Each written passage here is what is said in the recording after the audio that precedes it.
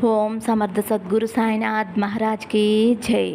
ఓం సాయిరామ్. మన బాబా కుటుంబ సభ్యులందరికీ నమస్తే అండి. హాయ్ ఫ్రెండ్స్, మీ అందరిపైన షిరిడి సాయినాథుని ఆశీస్సులు ఉండాలని, మీరు ఎల్లప్పుడూ క్షేమంగా సంతోషంగా ఆరోగ్యంగా ఉండాలని, మీరు అనుకున్న పనులన్నీ నెరవేరాలని మనస్ఫూర్తిగా బాబాగారిని కోరుకుంటున్నానండి. ఇంక ఈరోజు వీడియోలో మన బాబాగారి సందేశం అండి.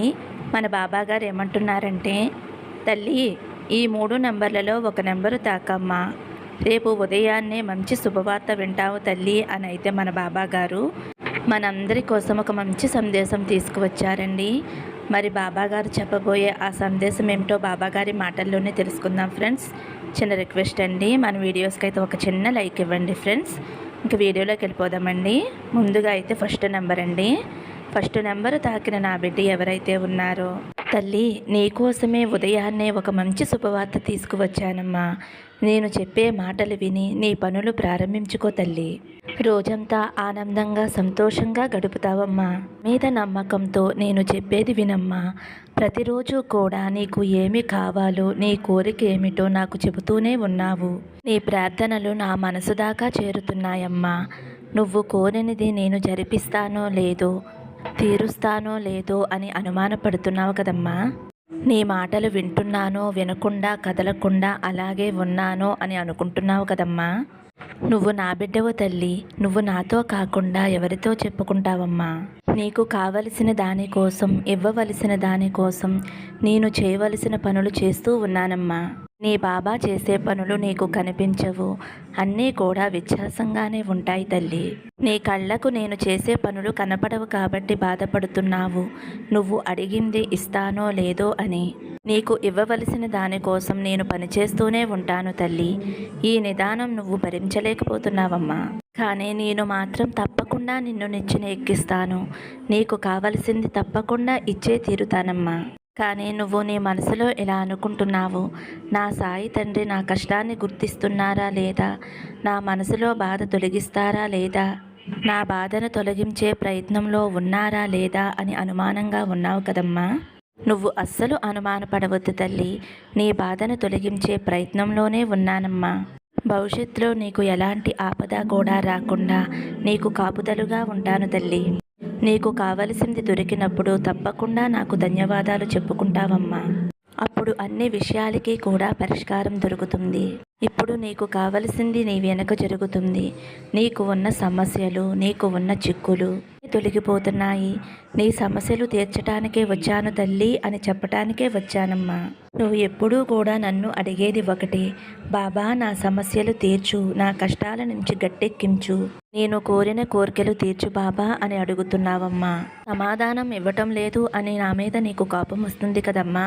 కానీ నీకు ఒక విషయం తెలుసా తల్లి, నువ్వు ఎప్పుడూ నీకు బదులు ఇస్తూనే ఉన్నాను. నీ మనసు కష్టంలో ఉండటం వలన, బాధలో ఉండటం వలన చేసేది నువ్వు చూడలేకపోతున్నావమ్మా. నీకు కావలసిన పరిష్కారాన్ని నేను ఇస్తూనే ఉంటాను. నువ్వే పట్టించుకోవటం లేదమ్మా. నీ మనసులో ఏదో బాధ, తీరని దిగులు, దాని వలన నీ మనసు గందరగోళంలో పడిపోతుంది. ఆ గందరగోళంలో ఉండటం వలన నేను చేసే శబ్దం వినిపించుకోలేకపోతున్నావు. నేను పిలిచే పిలుపు నువ్వు పట్టించుకోలేకపోతున్నావమ్మా. అంతే తప్ప ప్రతి క్షణమూ కూడా నిన్ను నేను గమనించుకుంటూనే ఉంటాను. నిన్ను పుట్టించిన నీ సాయి తండ్రిని తల్లి నేను. ప్రతి క్షణమూ కూడా నిన్ను కాపాడుకుంటూనే ఉంటానమ్మా. ఇప్పుడు నీ మనసులో బాధ తొలగాలి. నువ్వు కోరుకున్న కోరిక తీరాలి. నిండుగా ఉండాలి. నువ్వు సంతోషంగా ఉండాలి. నీకున్న చిక్కులన్నీ తొలగిపోవాలి. నీవున్న సమస్యల నుండి నువ్వు బయటపడాలి అని నువ్వు కోరుకుంటున్నావమ్మా. అటువంటి శుభవార్త కోసం నువ్వు ఎదురు చూస్తూ ఉంటున్నావు. బాబా తప్పకుండా నాకు సహాయం చేస్తారు అనే నమ్మకంతో ఉన్నావు. నా బిడ్డ ఎంతో జాలిగా అడిగితే నేను ఇవ్వకుండా ఉంటానా తల్లి? నా బిడ్డ ఏది అడిగినా సరే నేను ఇచ్చే తీరుతానమ్మా. నా బిడ్డకి ఎటువంటి ఆపద రాకుండా నేను చూసుకుంటానమ్మా. నీ మనసు నింపి సంతోషపెట్టే శుభవార్త నీ వద్దకు వస్తుంది. నీకు ఎటువంటి సమస్యలు లేకుండా నీ కోరిక తీరుతుందమ్మా. నీ పరీక్షాకాలం ముగిసిపోయింది తల్లి. కొద్దిగా ఓపికగా ఉండమ్మా. నన్ను నమ్మిన నా బిడ్డలని ఎప్పుడూ కూడా నిరాశపరచను తల్లి. సమయంలో నీకు తోడుగా ఉన్నాను అని నువ్వు నమ్మే రోజులు కూడా వస్తాయి తల్లి. నన్ను నమ్మిన వారికి ఎప్పుడూ నేను తోడుగా ఉంటాను. ఎల్లవేళలా నా బిడ్డలని రక్షించుకుంటూ ఉంటాను. నీకు ఏ బాధలు లేకుండా చేస్తాను. నీకు ఉజ్వల భవిష్యత్తు ఉంది తల్లి. అంతని చక్కటి భవిష్యత్తు మరెవ్వరికీ లేదు. నువ్వు తలుచుకున్న మంచి పని నీకు జరిగే సమయం వచ్చిందమ్మా. అంతా మంచే అనుకో, అదే జరుగుతుంది తల్లి. ప్రశాంతత చేకూరే సమయంలో అడుగుపెట్టావు తల్లి. నీకు ఇక ప్రతిరోజు కూడా శుభకరంగా ఉంటుందమ్మా. నువ్వు ఏ శుభవార్త అయితే వినాలి అని ఆరాటపడుతున్నావో ఆ శుభవార్త నీ వద్దకు చేరుతుందమ్మా. ఆద్యంతాలు లేని ఈ పాదాలు పరమ పవిత్రమైనవమ్మా. నాపై పూర్తి విశ్వాసం ఉంచు, నీ కోరిక నెరవేరుతుంది. ఇంకా నీ మనసులో అనుమానం ఉంది తల్లి. నా కోరిక తీరుతుందా లేదా, నా జీవితంలో సంతోషం వస్తుందా లేదా అని అనుకుంటున్నావు కదమ్మా. గడిచిన రోజులన్నీ కూడా నీ జీవితంలో ఈ రోజు వరకు సంతోషం లేకుండా పోయింది. కానీ ఇక నుండి నీ జీవితంలో సంతోషం మాత్రమే మొదలయ్యింది. బా తండ్రి ఆశీస్సులు నీకు ఎప్పుడూ ఉంటాయమ్మా. నువ్వు ఆయురారోగ్యాలతో అష్టైశ్వర్యాలతో నీ కుటుంబంతో కలిసి సంతోషంగా ఉంటావమ్మా. ఉన్న భయాన్ని వదిలేసి జీవితాన్ని ఆనందంగా సంతోషంగా గడుపు తల్లి అని అయితే మన బాబా గారు ఫస్ట్ నెంబర్ తాకిన వారి గురించి అయితే ఇలా చెబుతున్నారండి. ఇప్పుడు రెండవ నెంబర్ అండి. రెండవ నెంబర్ తాకిన నా బిడ్డ ఎవరైతే ఉన్నారో ఇప్పుడు నువ్వు పోరాడుతున్న విషయంలో జయానికి దగ్గరగా ఉన్నావమ్మా. తప్పకుండా విజయం సాధిస్తావు. అర్థం కాలేదా? నేను చెప్పేది పూర్తిగా విను తల్లి. నువ్వు నా పిడికిలలో ఉన్నావు అని గుర్తించుకో అమ్మా. నువ్వు నా దగ్గర ఉంటే నీకు ఎలాంటి భయమూ లేదు తల్లి. నువ్వు జీవిస్తున్న జీవితం నీ బాబా తండ్రి ఇచ్చిందే కదమ్మా. ఇందులో ఉన్న కష్టం నష్టం తీపి చేదు అన్నీ నేనిచ్చినే అని నువ్వు మరవక తల్లి. ఇది నువ్వు సరిగ్గా అర్థం చేసుకుంటే నీ కళ్ళకు నేను కనిపిస్తానమ్మా. నిన్ను వెతుక్కుంటూ అన్నీ వస్తాయి. నీకు నువ్వు తయారుగా ఉండమ్మా. పట్టలేనంత సంతోషం రాబోతుందమ్మా. ఇప్పటి వరకు లేని ఆనందం ఇప్పుడు నీకు రాబోతుంది తల్లి. పాదాలు దగ్గర పెట్టిన అన్ని కోరికలు నెరవేరుతాయమ్మా.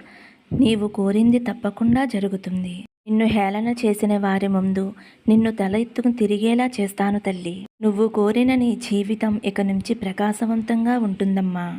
నీ దుఃఖం బాధ అన్నీ తొలగిపోతాయి. నీ ఇష్టాలు తీరుతాయి తల్లి. మనసులో ఇలా అనుకుంటున్నావు కదా తల్లి, నేను కోరింది పొందే అర్హత నాకు ఉందా అని అనుకుంటున్నావు కదా. అలా ఎందుకు అనుకుంటున్నావు తల్లి? నీకు అర్హత ఉంది కాబట్టే నా పాదాల దగ్గర నీ ప్రార్థన పెట్టావు తల్లి. ఏదీ కూడా నా అనుగ్రహం లేకుండా నువ్వు చేయలేవు కదమ్మా.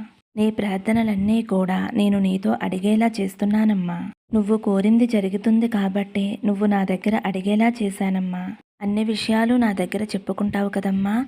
ఇక నువ్వు దిగులు పడవద్దు. నీకు ఇవ్వాలి అని రాసిపెట్టి ఉంది కాబట్టే నీకు ఏది కావాలో అది నీ దగ్గరికి చేరబోతుందమ్మా. ఇతరుల మనసు గాయపరచకుండా నొప్పించకుండా ఉండే మనస్తత్వం తల్లి నీది. నువ్వు నా బిడ్డవు కదమ్మా. అందుకనే ఎప్పుడూ కూడా ఇతరుల మనసులు నొచ్చుకునేలా మాట్లాడవు తల్లి. అలాంటిది నేను నిన్ను గాయపరుస్తానా తల్లి? ధైర్యంగా ఉండు. ఇక నుంచి నీ జీవితం సాఫీగా సాగుతుంది అంటే నీ ముందు నేను నడుస్తున్నాను అని అర్థం తల్లి. నీకున్న సమస్యలు పరిస్థితులు అన్నీ మారుతాయి. కాలం అనేది ఎప్పుడూ ఒకేలా ఉండదమ్మా. అలాగే జీవితం అనేది కూడా ఎప్పుడూ ఒకేలా ఉండదు కదా తల్లి. నువ్వు ఎట్టి పరిస్థితుల్లోనూ కన్నీరు కార్చవద్దు తల్లి. నీకు మంచి దారి చూపించేందుకు నేను ఉన్నాను కదమ్మా. నన్ను నమ్మిన వారిని ఎప్పుడూ చెయ్యవదలను, చేయి పట్టుకునే ఉంటాను. అలాంటిది నా బిడ్డవైన నిన్ను ఎందుకు వదులుతానమ్మా. నీ ప్రాబ్లమ్స్ అన్నిటికీ కూడా ఒక ముగింపు వచ్చేసింది తల్లి. నీకు ఒక విషయం చెప్పాలి తల్లి. నీ పోరాటం ముగిసిపోయింది. ఇక మీదట నీ గెలుపు నీ భుజాల మీద మోస్తావు తల్లి. ఇంకొక ముఖ్యమైన విషయం నీకు చెప్పాలమ్మా. కొన్ని విషయాలను నువ్వు శ్రద్ధగా పాటించాలి. నీ వద్దకు సహాయం కోసం వచ్చినప్పుడు నీకు ఉన్నంతలో వారికి సహాయం చేయి తల్లి. నిన్ను సహాయం అడిగిన వారికి సహాయం చేస్తే నీ కర్మఫలాలన్నీ తొలగిపోతాయి. జాతక దోషాలు తొలగిపోతాయి. కాబట్టి లేని వారికి అడిగిన వారికి సహాయం చెయ్యమ్మా. నీకు ఉన్న దానిలోనే సహాయం చేయి తల్లి. నీకు మళ్ళీ చెబుతున్నానమ్మా, నువ్వు విజయానికి చాలా దగ్గరలో ఉన్నావమ్మా. ఉన్నది సాధించబోతున్నావు. నువ్వు వెళ్ళే దారిలో చిన్న పనులు ఎదురవుతాయి.